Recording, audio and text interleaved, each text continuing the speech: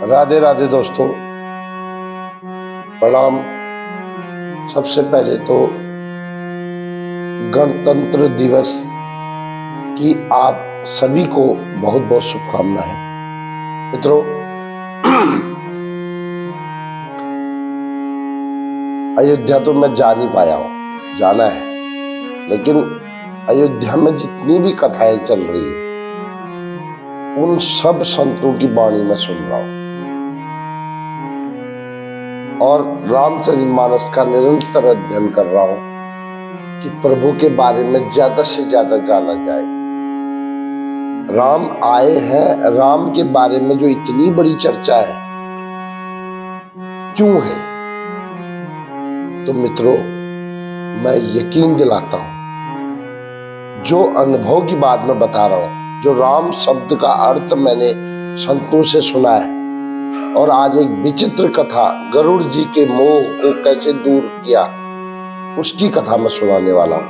Please सुन लेना, ये ज्ञान की बात है।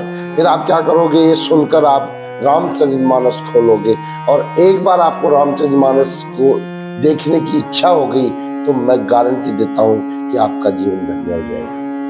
तो ये रही मेरी कथा। ओम स्वस्ति श्री गणेशाय नमः। श्री गुरुदेवाय नमः।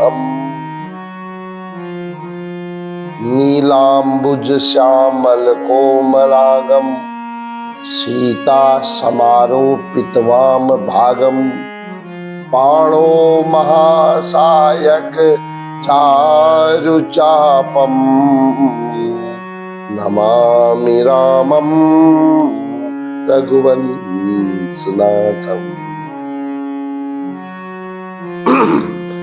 यत्र यत्र रघुनाथ कीर्तनम तत्र तत्र कृतमस्तकांजलिं बाष्पवारिश परिपूर्ण लोचनम मारुति नमत राक्षसान्तकम्। मित्रों,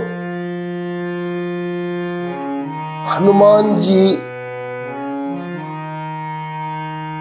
आप लोगों ने भी सुना होगा, मैंने भी सुना है कि हनुमान जी, ये राम जी की कथा जहां होती है वहां वो किसी रूप में जाते हैं और जब तक कथा चलती है तब तक रो रो कर कथा सुनते हैं। तो मुझे ये 10 साल पहले सुना था मैंने। 2013 में मैंने गुरु दीक्षा जब ली थी तब मुझे ये बात पता चली थी कि तब मैंने देखा कि ऐसी क्या बात है। अच्छा, फिर मैं स्वाध्याय करता रहा। तो मित्रों, मैंने देखा सबसे पहले तो राम शब्द की व्याख्या जो मैंने संतों के मुख से सुनी, जो मैंने ब्रह्म वैवर्त पुराण से थोड़ा सा सीख के मैंने देखा राम शब्द की व्याख्या। दोस्तों, सबसे पहले रा मीन्स विश्ववाची, मतलब जो दिख रहा है, जैसे पेड़ है, जैसे ये सूरज है, जैसे दिन है, जैसे पानी है, जैसे हवा, पेड़, जैसे कोई भी चीज दिख रही है वो रा है सब। और उस रा को जो क्रियान्वित, जो उसको ऊर्जान्वित और जो उसको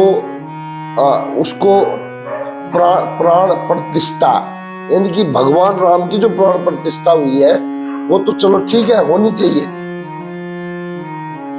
लेकिन भगवान राम स्वयं प्रतिष्ठित, मतलब राम शब्द मतलब जो जीवित है। मैं बोल रहा हूं तो राम मतलब मैं, जो दिख रहा है वो रा, और जो मुझे जीवित रख रहा है, जो मेरे अंदर जो ओज है, जो ऊर्जा है, वो मौ शब्द, वो मौ शब्द है, ईश्वरवाची, वो व्यापक है, वो मौ शब्द व्यापक है। वो मान, मतलब मौ मीन्स मान लिया जाए, मतलब सोई जान ही देहु जानी जनाई। लेकिन इस बात को तुलसीदास जी लिख रहे हैं कि वही जान सकता है जिसको भगवान राम जनवाना चाहते हैं। अब कृष्ण कौन है? अब राम शब्द की पहली व्याख्या मैं बताता हूं। दूसरी व्याख्या है राष्ट्र। किसी राष्ट्र मतलब किसी भी क्षेत्र का सम्मान मान रखने वाला वो राम।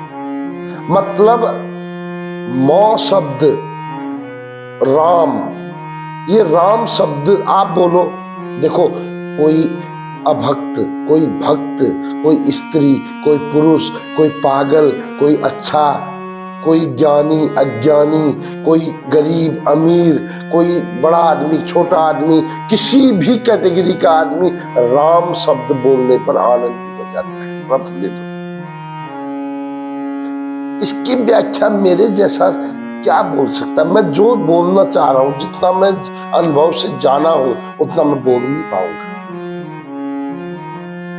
और अगर बोलने की बात हो जाए, ये वीडियो अगर इतना कोई सुनने की इच्छा करे तो मैं इस पर मरते दम तक भी बोल दूंगा।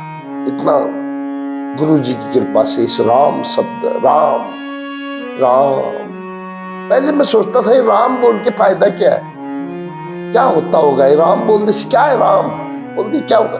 लेकिन अब मुझे अनुभव जो मिला, मुझे पता है क्या इस राम शब्द से क्या आनंद है साहब। ये आंसू ना अपने राम, एक बार बोलो राम राम राम राम, और उस राम के चरित्र की तरफ आपका ध्यान चला जाएगा।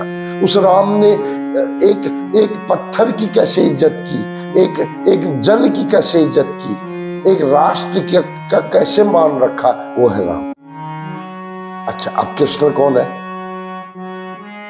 समस्त संसार उस राम के प्रति जो आकर्षण है ना, इसलिए उस परम ब्रह्म परमेश्वर का एक नाम कृष्ण पड़ गया, उसी का नाम कृष्ण। इनकी राह को जो ऊर्जान्वित करता है वो राम, और उस राम के प्रति जो दुनिया आकर्षित है वो है कृष्ण। उसी को कृष्ण मतलब आकर्षण, कर्षण, उस कर्षण कृष्ण, वही इसलिए वो कृष्ण। कोई बोलता है काला है तो कृष्ण, कोई अपनी ओर आकर्षित कर देता है। लेकिन आकर्षित कौन होता है? जो जान जाए। और जानता कौन है? जो जानता कौन है? जो जिस पर भगवान की कृपा हो जाए। बिना हरि कृपा मिल ही नहीं संता,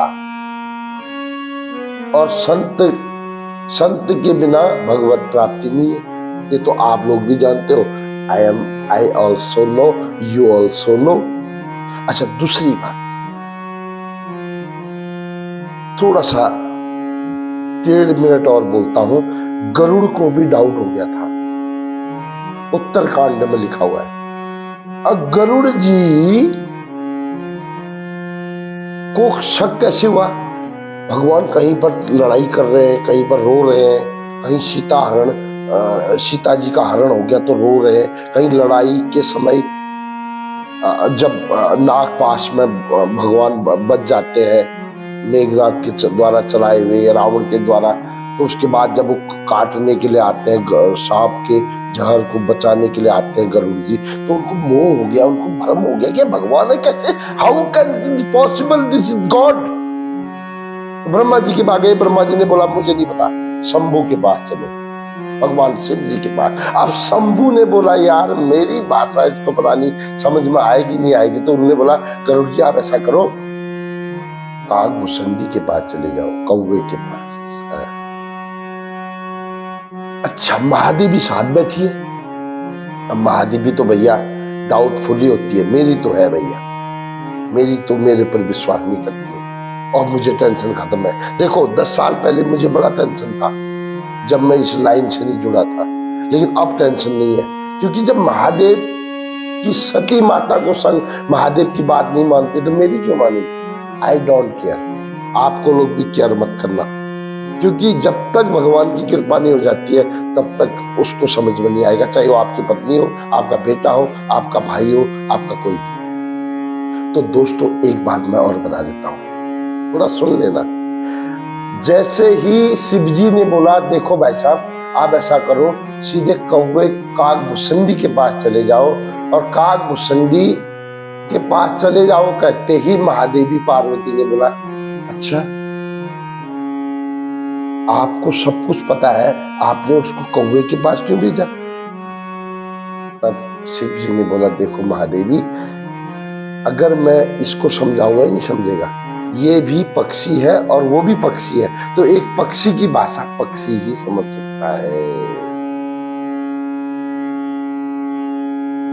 तो इस तरह से वो गरुड़ जी फिर कौवे के पास गए, और कौवे ने उस गरुड़ जी से क्या क्या बातें बताई, इसकी चर्चा हम अगले वीडियो में करेंगे। और कृपया करके इस वीडियो को शेयर सब्सक्राइब अवश्य करना, और अगली बार मैं स्टडी करके कौवे और काग भुसंडी की जो चर्चा हुई है, महामारी की चर्चा भी हुई है और भी चर्चाएं हैं, वो भी मैं सुनाने का प्रयास करूंगा।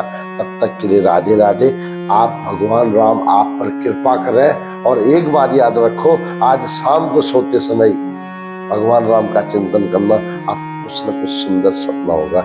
जय जय श्री राम, जय जय श्री राधे, जय जय श्री गुरुदेव, जय जय श्री रामचंद्र मानस।